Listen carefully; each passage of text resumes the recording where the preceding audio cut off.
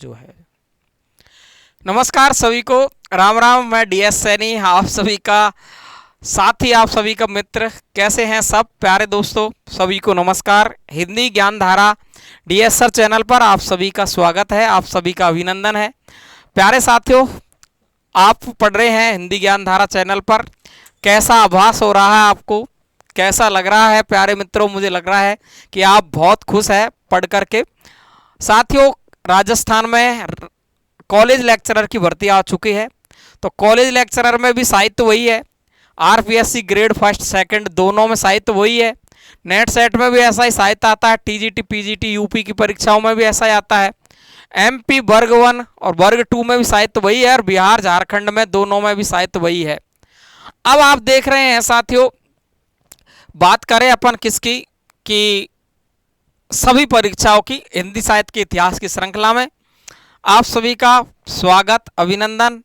और क्या क्या कहूँ, आप सभी को बहुत बहुत शुक्रिया साथ देने के लिए। कमेंट बॉक्स में कमेंट बहुत अच्छे अच्छे लिखते हैं आप, इसके लिए आप सभी का शुक्रिया अदा। बहुत ही अच्छा महसूस कराते हैं मुझे लगता है कि पढ़ाने में दम है। और आप में से यदि कोई भी सेलेक्ट होकर आता है मेरे सामने, यदि कोई मुझसे इतना कह देता है कि सर मैं आपकी वजह से सेलेक्ट हो गया, तो मेरा पुनर्वलन काफ़ी डबल ट्रिबल 10 गुना 20 गुना हो जाएगा। नाचूंगा मैं तो नाचूंगा। तो प्यारे दोस्तों, आइए हिंदी साहित्य इतिहास की श्रृंखला में आज पढ़ने वाले हैं अपन उपन्यास। अब देखो, उपन्यास तो आपने काफ़ी पढ़े होंगे, लेकिन आज तो बहुत मज़ा आएगा आपको। क्या मज़ा आएगा? ध्यान रखेंगे, उपन्यास की सन भी याद करेंगे, उपन्यास भी याद करेंगे, उसका उपन्यासकार लेखक भी याद करेंगे, कहाँ पर कौन सा आंचलिक उपन्यास है, कौन सा नहीं है, कौन सा सौष्ठववादी उपन्यास है ना। ऐसी जो सारी बातें हैं हम सब करेंगे उपन्यास में। और मेरा मानना है कि आज मैंने जितने उपन्यास लिखे हैं उनमें से उपन्यास इतने मोस्ट है कि एक अनेक सवाल तो 100% आने वाला है, और आएगा ही, कोई रोकने वाला नहीं है। तो बिना वक्त खराब किए हुए तैयार हो जाओ। तैयार सभी साथियों को कर दो शेयर, अपने साथियों को, और लाइक पर बटन दबा दो। फटाक से चलते हैं अपन अपनी जगह पर। तो दबाया सबने बटन। एक तरफ लिखा मैंने उपन्यास, एक तरफ लिखा मैंने उपन्यासकार। साथियों, सबसे पहले लिखा मैंने परीक्षा गुरु को। परीक्षा गुरु जो उपन्यास है आपका, इसके बारे में काफी विवाद है परीक्षा गुरु और भाग्यवती पर। परीक्षा गुरु के बारे में कहते हैं कि परीक्षा गुरु उपन्यास पहला उपन्यास है, जबकि भाग्यवती के बारे में कहते हैं कि ये भाग्यवती है, ये भी आपका उपन्यास है, वो पहला है। तो क्या करें अपन, देखिए ध्यान से सुनेंगे। परीक्षा गुरु 1888 में लिखा गया और भाग्यवती 1887 में, लेकिन अधिकतर विद्वानों का मानना यह है कि परीक्षा गुरु ही पहला उपन्यास है। कुछ विद्वान कहते हैं भाग्यवती भी है। भाग्यवती के बारे में कहते हैं कि 1877 में लिखा गया, और ध्यान रखेंगे कि 1887 में ये प्रकाशित हुआ, लेकिन 1888 से तो पहले ही है।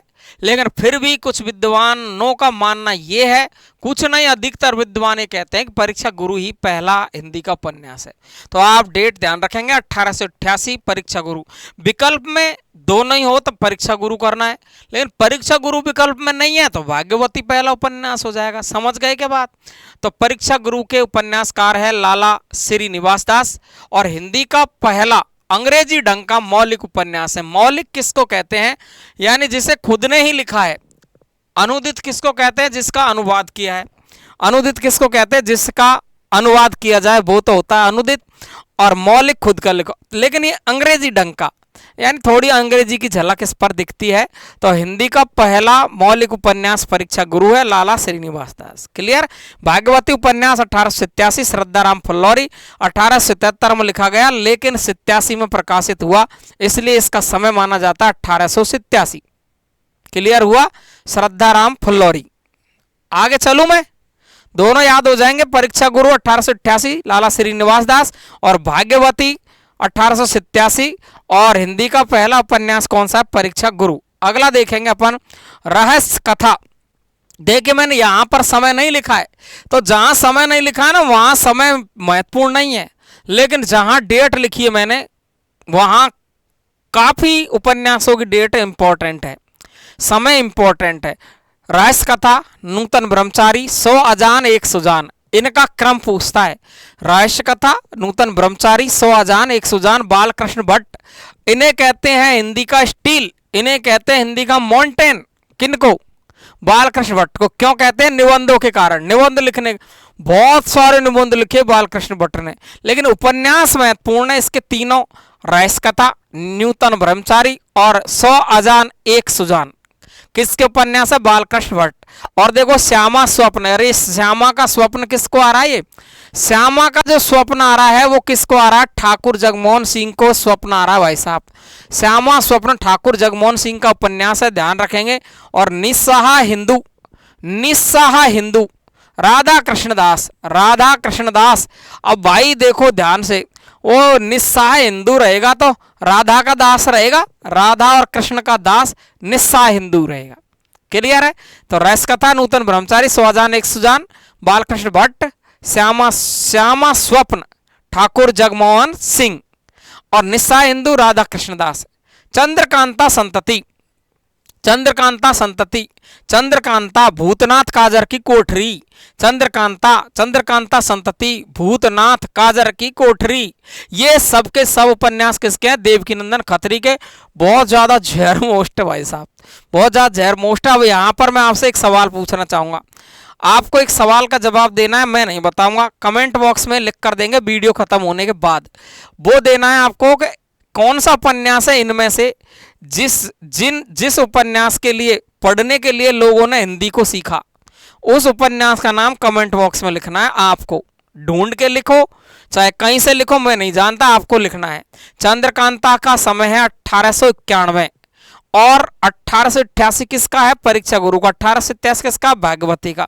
रहस्य कथा, नूतन ब्रह्मचारी, 100 अजान 1 सुजान, बालकृष्ण भट्ट है। श्यामा स्वप्न जगमोहन सिंह है। निस्सहाय हिंदू, और निस्सहाय हिंदू कोई सहायता नहीं चाहिए राधा कृष्ण दास को। राधा कृष्ण को क्या सहायता चाहिए? निस्सहाय। और चंद्रकांता संतति, चंद्रकांता भूतनाथ काजर की कोठरी, देवकीनंदन खत्री का उपन्यास है। आगे चलते साथियों, देखिए आदर्श हिंदू लज्जाराम मेहता, आदर्श हिंदू लज्जाराम मेहता। अरे भाई जिसको लज्जा आ रही है, जिसको शर्म आ रही है, लज्जा आ रही है, तो लज्जा का मतलब शर्म ही तो है। तो लज्जा आएगी तो वो आदर्श आदमी बनेगा कि नहीं बनेगा? जिसको शर्म आएगी, लज्जा आएगी तो वो शर्म से वो आदर्श बन जाएगा। आदर्श हिंदू लज्जाराम मेहता, आदर्श हिंदू लज्जाराम मेहता। सहायता नहीं चाहिए किसको? राधा कृष्ण दास को। ठीक है। निस्सहाय हिंदू, ठेठ हिंदी का ठाठ, अधकिला फूल, दोनों की डेट पूछ ली गई है, ध्यान रखेंगे। समय पूछ लिया गया 1899 1907। ठेठ हिंदी का ठाठ 1899, अधकिला फूल 1907। और अरियोद की रचनाएं कौन सी? ये वाली, अधकिला फूल और ठेठ हिंदी का ठाठ अरियोद। अब सवाल फिर आ गया, कमेंट बॉक्स में अभी लिख कर बताएंगे। मैंने सभी कवियों के उपनाम लिखा दिया आपको, और अगर आपको किसी को याद नहीं है ना तो मुझे गुस्सा हो जाएगा बहुत तगड़ा वाला। अरियोद का पूरा नाम लिखना कमेंट बॉक्स में, अभी लिखना, ये लिख कर बताओ फटाफट से। तो अरियोद का पूरा नाम क्या है? इसलिए मैंने पूरा नाम नहीं लिखा, अभी तो मेरे से बोला मैं बोलने ही वाला था लेकिन रोक गया। अरियोद का पूरा नाम बताना, ठेठ हिंदी का ठाठ, अधकिला फूल। क्लियर है? अरियोद।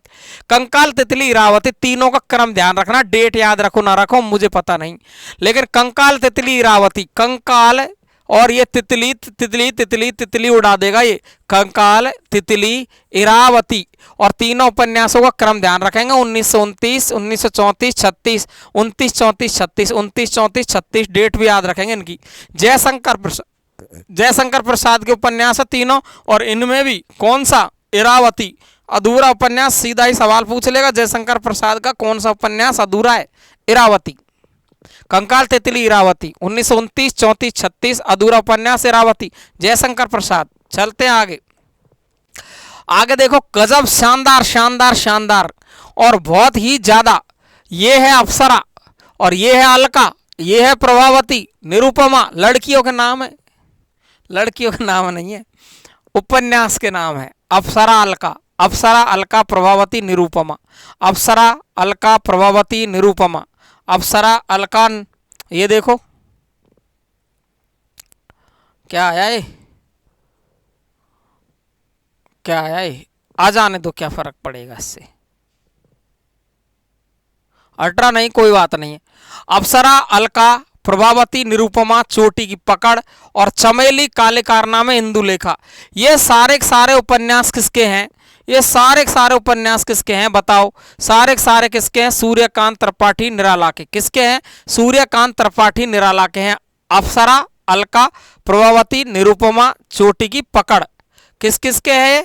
तो आप ध्यान रखेंगे, चोटी की पकड़ ये आपके निराला के हैं 1931, 33, 36, 1936, 44। और ध्यान रखना मोस्ट बात यह है कि ये देखिए तीनों उपन्यास, ये चमेली, काले कारनामे, इंदुलेखा, चमेली, काले कारनामे, इंदुलेखा, तीनों के तीनों अधूरे उपन्यास है। किसके? निराला जी के। किसके हैं? निराला जी के। क्लियर हो जाएगा, कोई दिक्कत? एकदम सरल है। अप्सरा, अलका, प्रभावती, निरुपमा, चोटी की पकड़, चमेली, काले कारनामे, लड़कियों के जैसे नाम है सब। अप्सरा, अलका, प्रभावती, अप्सरा, अलका, प्रभावती, निरुपमा, अप्सरा, अलका, प्रभावती, निरुपमा, चोटी की पकड़, चमेली, काले कारनामे, इंदुलेखा। और चमेली, काले कारनामे, इंदुलेखा ये अधूरे उपन्यास है। कुछ विद्वान इसके बारे में भी कहते हैं कि चोटी की पकड़ भी इनका अधूरा उपन्यास है, लेकिन कुछ विद्वानों का मानना है कि ये पूरा ही है। क्लियर है, एकदम शानदार। चलूं मैं आगे, आगे देखिए।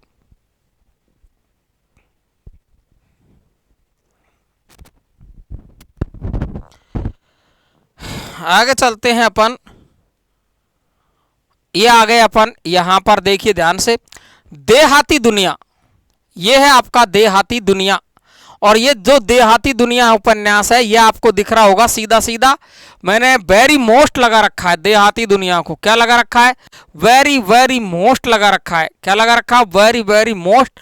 देहाती दुनिया 1926 में। कब लिखा गया है ये? 1926 में। और हिंदी का नहीं, पहला आंचलिक उपन्यास। ध्यान रखेंगे, आंचलिक का मतलब क्या है? आंचलिक का मतलब है, आप समझ रहे हैं, आंचलिक का मतलब है जिसमें ग्रामीण क्षेत्र की झलक हो।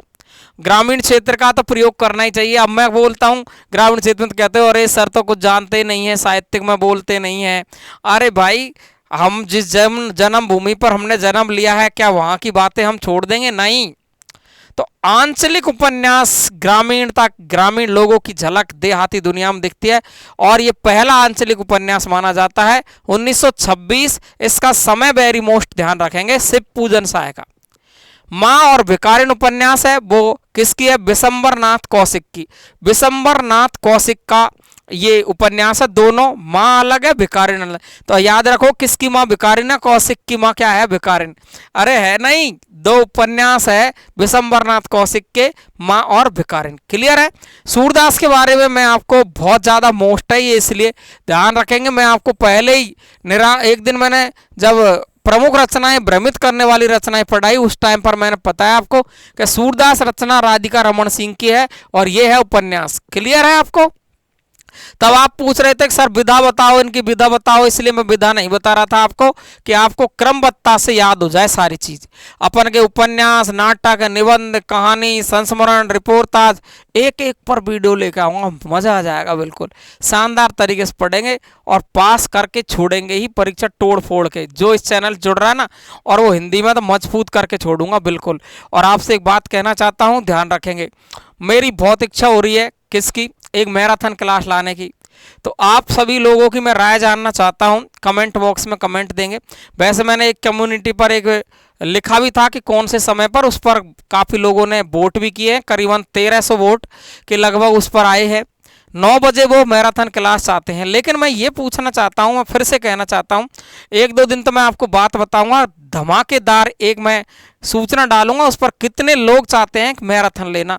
तो मैं आपसे पूछना ये चाहता हूँ कि मैराथन जो ले अपन, या आदिकाल की लें, या पूरे इतिहास की एक साथ में 100-150 प्रश्नों को अपन एक साथ में हल कर दे, पूरा साहित्य एक बार में जाए, फिर एक और दूसरी ले ले, फिर तीसरी ले ले, फिर चौथी ले ले, 4 मैराथन में पूरे साहित्य को कंप्लीट खत्म।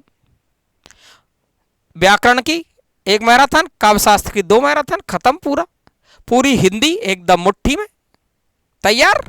तो कौन कौन इस बात को चाहते हैं, किस प्रकार से चाहते हैं, कमेंट बॉक्स में लिखना। कब? वीडियो खत्म होने के बाद, वही कमेंट में देख सकता हूं, क्योंकि जब ही मैं आपके सामने लाइव आऊंगा। और मैंने 10,000 के सब्सक्राइबर का वादा किया था, तो वो पूरे नहीं हो रहे हैं। मैं सोच रहा था इसी महीने में पूरे हो जाएंगे, तो मैं सीधा आपके सामने लाइव लेके आ जाऊं। लेकिन पूरे हो नहीं रहे हैं। 7,500 के लगभग ये सब्सक्राइबर आपके पहुंचने वाले हैं।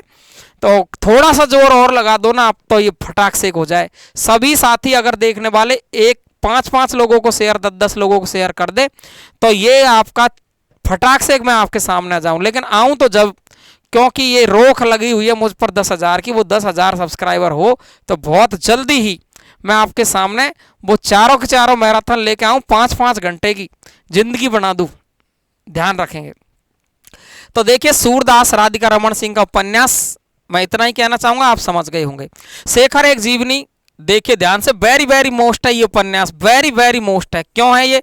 क्योंकि आपसे सवाल पूछेगा फ्लैशबैक पद्धति या पूर्व दीप्ति शैली पर लिखा गया उपन्यास कौन सा है? शेखर एक जीवनी है। ध्यान रखना, चकमे में नहीं फंस जाना, कहीं दिमाग में आ रहा होगा उसने कहा था। चंद्रधर शर्मा गुलेरी की 1915 में लिखी गई कहानी पूर्व दीप्ति शैली और फ्लैशबैक पद्धति पर आधारित है। कहानी है वो, उपन्यास का नाम ले तो शेखर एक जीवनी है। और इसका प्रथम उत्थान है वो तो आया है 1941 में, और द्वितीय उत्थान इसका 1944 में आया है। तो शेखर एक जीवनी के 2 भाग है, प्रथम उत्थान 1941 और द्वितीय उत्थान इसका 1944 है। लेकिन ध्यान रखेंगे साथियों, आपसे विकल्प में दोनों ही आ जाए कि शेखर एक जीवनी कब लिखा गया, 41-44 दोनों ही हो, तो उत्तर आपको 44 देना है। और दोनों में से एक हो तो एक तो फिर है ही। क्लियर है? तो शेखर एक जीवनी, नदी के द्वीप, अपने अपने अजनबी, अज्ञे की रचनाएं, देहाती दुनिया, शिवपूजन साय, किसकी माँ भिखारिन है, कौशिक की, सूरदास राधिका रमन सिंह, और शेखर एक जीवनी, नदी के द्वीप, अपने अपने अजनबी, अज्ञे की रचनाएं, फ्लैशबैक पद्धति पर आधारित उपन्यास शेखर एक जीवनी है, जबकि कहानी उसने कहा था। क्लियर है? ओके, आगे चलता हूं, देखिए ध्यान से। परख सुनीता त्यागपत्र, परख सुनीता त्यागपत्र, परख सुनीता त्यागपत्र, अरे परख सुनीता त्यागपत्र, कल्याणी सुखदा विवर्त, परख सुनीता त्यागपत्र, कल्याणी सुखदा विवर्त, परख सुनीता त्यागपत्र, कल्याणी सुखदा विवर्त, जयवर्धन और मुक्तिबोध। अब इसमें 2 की तो आपको डेट याद रखनी है, किस किस की, जिस पर मैंने गोला कर रखा है। ये देखो, ये गोला मैंने क्यों किया है, ध्यान रखेंगे, क्योंकि त्यागपत्र उपन्यास पर फिल्म बन चुकी है। सवाल पूछेगा जैनेन्द्र के कौन से उपन्यास पर फिल्म बन चुके हैं, त्यागपत्र। आपसे पूछेगा जैनेन्द्र को किस उपन्यास पर साहित्य अकादमी मिला है, मुक्तिबोध 1966, मुक्तिबोध 1966 पर साहित्य अकादमी पुरस्कार मिल चुका है। जो मैंने साहित्य अकादमी आपको पूरे पुरस्कार पढ़ा चुका हूं, एक तरफ से पूरे, और साहित्य अकादमी पुरस्कार मैंने पढ़ा दिया। मुक्तिबोध किसका उपन्यास है, तो जैनेन्द्र का है, 1966 में साहित्य अकादमी पुरस्कार। एक बार इनका क्रम बोल के बता देना, परख सुनीता त्यागपत्र, परख सुनीता त्यागपत्र, परख सुनीता त्यागपत्र, कल्याणी सुखदा विवर्त, परख सुनीता त्यागपत्र, कल्याणी सुखदा विवर्त, जयवर्धन मुक्तिबोध। क्लियर है? Okay okay okay. अगला देखेंगे, बाण भट्ट की आत्मकथा, चारू चंद्रलेख, पुनर्रवा, अनाम दास का पोथा। बाण भट्ट की आत्मकथा, चारू चंद्रलेख, पुनर्रवा, अनाम दास का पोथा, ये किसके उपन्यास है, हजारी प्रसाद द्विवेदी के। किसके हैं, हजारी प्रसाद द्विवेदी के हैं। और ध्यान रखेंगे, इसमें से जो वेरी मोस्ट है वो है बाण भट्ट की आत्मकथा। क्यों? क्योंकि इसके पीछे एक शब्द जुड़ रहा, देखो, आत्मकथा, और आत्मकथा जुड़ रहा ना, तो लोग देख करके कहेंगे ये तो आत्मकथा है, मजा आ जाएगा। सवाल क्या पूछेगा, बाण भट्ट की आत्मकथा किस विधा की रचना है, तो वो पहल विकल्प ए में क्या देगा, वो आत्मकथा ही। तो हम करेंगे, हे भगवान जय हो सरस्वती मैया, हे वीणा वादनी, हनुमान जी बाबा, और ये ले मजा आ गया भाई, ये मैं आत्मकथा लगा दे। गलत है भाई, ये क्या है इसका उत्तर, उपन्यास। बाण भट्ट की आत्मकथा 1946, चारू चंद्रलेख, पुनर्रवा, नामदास का पोथा, हजारी प्रसाद द्विवेदी। बाण भट्ट की आत्मकथा, चारू चंद्रलेख, पुनर्रवा, नामदास का पोथा। क्लियर? क्रम ध्यान रख लेंगे, इसका पूछते हजारी प्रसाद द्विवेदी। अगला देखेंगे, सन्यासी और प्रेत की। ये देखो, ये बहुत ज्यादा जहर वेरी मोस्ट है, ये जहर जिसको कहे ना जहर, वो ही है ये। सन्यासी, प्रेत और छाया, जिप्सी, जहाज का पंछी, चारों की चारों ही पूछ लिए गए हैं भाई साहब। सन्यासी, प्रेत और छाया, जिप्सी, जहाज का पंछी। सन्यासी, प्रेत और छाया, जिप्सी, जहाज का पंछी इलाचंद्र जोशी के उपन्यास है। क्या है? इलाचंद जोशी के उपन्यास है। सन्यासी, प्रेत और छाया, जिप्सी, जहाज का पंछी, इलाचंद जोशी के क्या है ये उपन्यास। Okay, clear? एकदम गलती नहीं करनी, शानदार तरीके से समझ जाना है। आगे चलते हैं अपन। देखिए, दादा कामरेड, देशद्रोही, पार्टी कामरेड। ओ ये देखिए, दादा कामरेड, देशद्रोही, पार्टी कामरेड, झूठा सच, दिव्या तेरी मेरी उसकी बात, तेरी मेरी उसकी बात, आ हा, सवाल है कि गजब का। देखो दादा कामरेड 41, देशद्रोही 43, पार्टी कामरेड 44, इसके बीच में दिव्या और है, ये दिव्या मैंने पीछे लिख दिया 1945, ठीक है। तो दादा कामरेड, देशद्रोही, इसके बाद लिखा है दिव्या, फिर पार्टी कामरेड, है ना। ये दो बीच में है, दादा कामरेड और पार्टी कामरेड के बीच में देशद्रोही और दिव्या, ध्यान रखेंगे। और झूठा सच, इसके बारे में तो पूरी दुनिया जानती है और तुमको भी जानना चाहिए। झूठा सच उपन्यास वतन और देश नाम से पहला भाग, इसके दो भाग है, वतन और देश नाम से इसके, ये देखे वतन और देश नाम से इसका पहला भाग है 1900 कितना है 58, और देश का भविष्य 1960। और देखिए दिव्या और ये 45 है, और तेरी मेरी उसकी बात पर क्या मिला है, साहित्य अकादमी। लेकिन मैंने यहाँ नाम नहीं लिखा कि ये उपन्यास किसके हैं, सब के सब। कोई बता सकता है आप में से? तो कोई बता सकता है तो बता दे फटाफट से, जल्दी बताओ, देखें कमेंट बॉक्स में लिखो, मैं वेट कर रहा हूँ आपका। जल्दी बताओ किसके उपन्यास है। वैसे तो मुझे विश्वास है कि बहुत लोग इसके बारे में जानते हैं, ये मैं कह सकता हूँ कि बहुत सारे लोग हैं वो इसके बारे में जानते हैं, लेकिन मैं छुप इसलिए रहा हूँ कि कोई आप में से इसका जवाब दे दे तो मुझे बहुत ही अच्छा लगेगा, बहुत ही अच्छा लगेगा। बता सकता है कोई जल्दी से? अरे बहुत अच्छा नाम है ये, हैं? बता दो ना। नहीं आ रहा, चलो आ गया, जिसको आ गया, नहीं आया तो मैं बता देता हूँ। तो दादा कामरेड, देशद्रोही, दिव्या, पार्टी कामरेड, झूठा सच, ये तो बहुत ज़्यादा फेमस है। कैसे पूछता है आपसे सवाल, बताओ कि देश विभाजन की त्रासदी पर लिखा गया उपन्यास कौन सा है। देश विभाजन की त्रासदी पर क्या लिखेगा आपको, देश विभाजन की त्रासदी पर, देश विभाजन की त्रासदी पर लिखा गया उपन्यास कौन सा है, तो उसका नाम है ये कौन सा, झूठा सच। कौन सा है, झूठा सच। और 1958 में वतन और देश नाम से, और देश का भविष्य 1960 में। तो झूठा सच का जो समय कौन सा है, 1958 अधिकतर विकल्प में आता है, और विकल्प में ये नहीं है तो इसका समय आता है 1960। और सभी उपन्यास किसके हैं बताओ, यशपाल। किसके हैं, यशपाल के। किसके उपन्यास है, यशपाल के। तो दादा कामरेड, देशद्रोही, दिव्या, पार्टी कामरेड, झूठा सच, और तेरी मेरी उसकी बात मोस्ट इसलिए है कि इस पर क्या मिला इनको, साहित्य अकादमी पुरस्कार। कब, 1974 में। इसलिए इसका सन याद रखेंगे 1974। याद है, बिल्कुल क्लियर। चलूं आगे, ओके। अगला देखिए साथियों, वे दिन लालटीन की छत एक चित्तड़ा सुख। वे दिन गए भाई जो लालटीन की छत में सोते थे हम, वे दिन गए भाई जो लालटीन की छत में सोते थे, उसमें एक चित्तड़ा सुख आनंद लेते थे लालटीन में। टीन होती है ना मकान के ऊपर, वो लाल टीन है ना, लालटेन नहीं है, ये लाल टीन है। तो वे दिन गए भाई जो लालटीन की छत पर हम सोते थे, एक चित्तड़ा सुख का आनंद लिया करते थे। वह रात का रिपोर्टर अंतिम अरण्य, रात का रिपोर्टर आता था वहां पर, अंतिम अरण्य ने अंतिम जंगल। तो देखिए ध्यान से, डेट याद आपको किसकी रखनी, इसमें डेट इसकी पूछ सकता आपको। अंतिम अरण्य 2000 में लिखा है इन्होंने, और रचनाकार कौन है, उपन्यासकार निर्मल वर्मा। वे दिन, लालटीन की छत, एक चित्तड़ा सुख, रात का रिपोर्टर, अंतिम अरण्य। ओके क्लियर, एकदम शानदार तरीके से, शानदार तैयार हो जाना चाहिए। अंधेरे बंद कमरे में 1961, अंधेरे बंद कमरे में पढ़े कौन, मोहन राकेश। बहुत सारे उपन्यास हैं इनके, लेकिन मैंने एक ही इसलिए लिखा है कि इनका मोस्ट इंपॉर्टेंट है अंधेरे बंद कमरे में, मोहन राकेश। क्लियर है क्या? अगला देखो, मैला आंचल, प्रतिपद कथा, दीर्घ तपा, जुलूस। ये मैला आंचल देखो फिर आ गया ना, ये मैं आपको पहले बता रहा था कि मैला आंचल है ये एक क्या है, आंचलिक उपन्यास है। कैसा है, आंचलिक उपन्यास है। कौन सा है, आंचलिक उपन्यास है, आंचलिक उपन्यास है। कौन सा, मैला आंचल। किसका है, रेणु का। रेणु का पूरा नाम है फणीश्वर नाथ रेणु, फणीश्वर नाथ रेणु। और ध्यान रखेंगे इसमें से अंदर से सवाल पूछता है, ध्यान रखेंगे।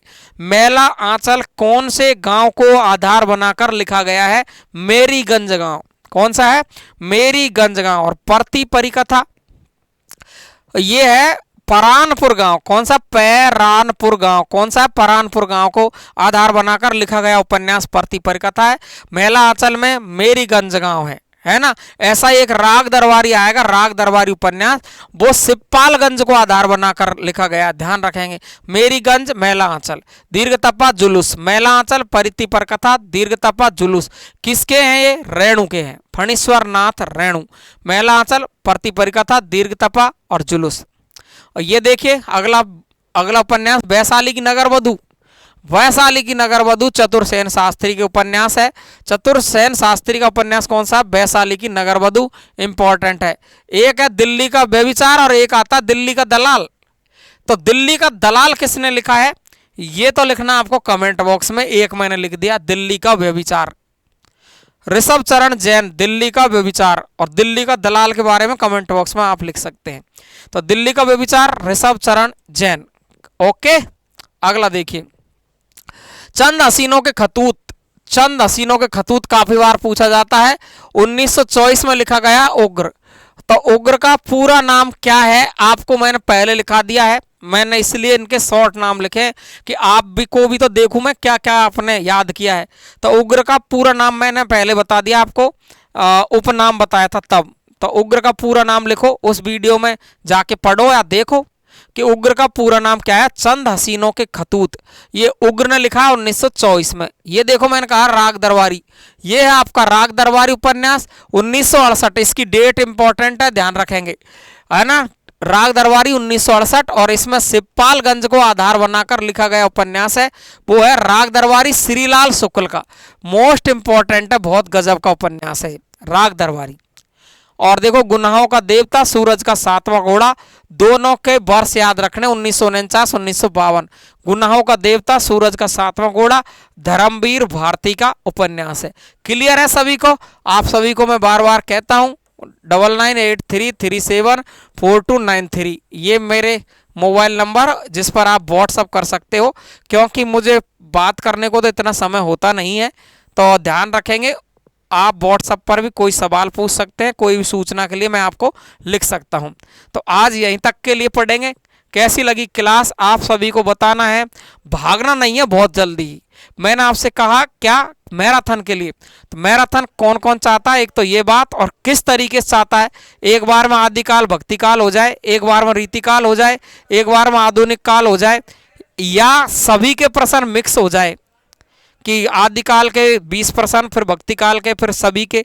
तो किस प्रकार से चाहते हो, बहुत जल्दी ही मैं तैयारी आपके लिए कमेंट बॉक्स में लिखेंगे, उसी हिसाब से मैं तैयारी करके जब तक मैं आप 10,000 सब्सक्राइबर हो जाएंगे अपने, तो 2-4-5 दिन में अगर आप सभी 5-5 10-10 लोगों को शेयर करेंगे तो हो जाएंगे। जब तक मैं आपके सामने लाइव आ जाऊंगा। और 4-5 मैराथन अपन ले लेंगे, पूरे साहित्य को कंप्लीट, व्याकरण को कंप्लीट, काव्य साहित्य को कंप्लीट कर लेंगे। तो साथियों कैसी क्लास रही है आप सभी को बताना है। एक बार में ही आप सभी को ये सारे उपन्यास याद कर लेने हैं। तो आज यहीं तक के लिए पढ़ेंगे। नमस्कार सभी को, थैंक यू सो मच, धन्यवाद साथियों। कैसी रही क्लास कमेंट बॉक्स में लिखना है। Thank you so much.